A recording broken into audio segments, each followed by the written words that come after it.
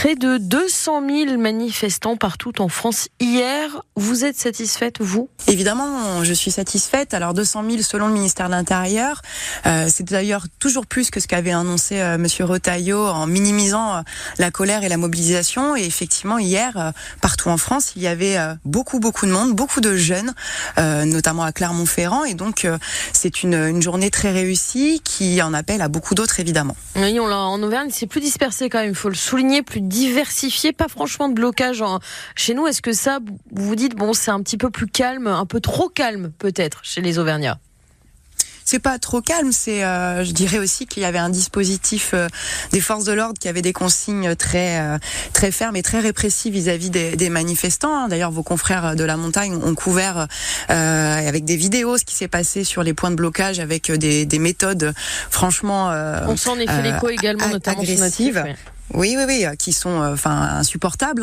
C'est pas comme ça qu'on maintient l'ordre dans notre pays. Mais malgré ces violences-là, je peux vous dire que le reste de la journée a mobilisé beaucoup de personnes de différents secteurs. Et c'est d'ailleurs la force de cette mobilisation, c'est qu'il y avait à la fois des personnes en grève dans différents services, dans la territoriale, mais aussi chez Constellium. Il y avait aussi des étudiants, des lycéens. Enfin, on a un mouvement qui a une forme assez spontanée et qui fait écho en fait à tout le déni démocratique que nous vivons depuis plusieurs mois dans notre pays. Je rappelle quand même qu'en juin 2024 et juillet 2024, nous avons été appelés aux urnes pour choisir les députés et que ce résultat-là a été complètement maîtrisé par le président.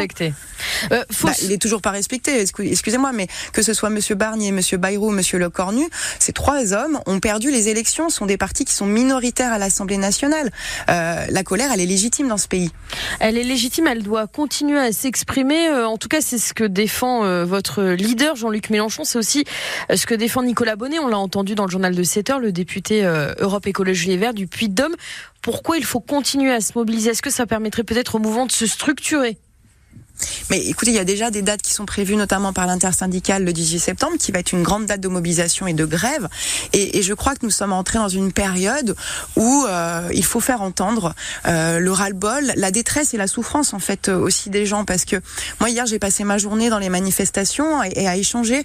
J'ai échangé avec des retraités qui ont des toutes petites pensions de retraite et à qui on va supprimer une partie de leurs APL, qui n'arrivent pas à boucler leur fin de mois. J'ai échangé avec des travailleurs et des travailleuses qui nous disent qu'à partir du 15 du mois, ils font plus qu'un seul repas par jour. J'ai échangé avec des jeunes qui dénonçaient par exemple que dans leur établissement scolaire, des élèves en situation de handicap ne puissent plus avoir accès à l'école faute d'accompagnement dont ils doivent bénéficier. Donc il y a de la souffrance et il y a de la colère. Et je pense que ça, c'est plus supportable. Et surtout, les personnes qui sont à la tête du gouvernement n'ont pas de mandat démocratique pour appliquer une politique qui va accentuer les souffrances, les inégalités.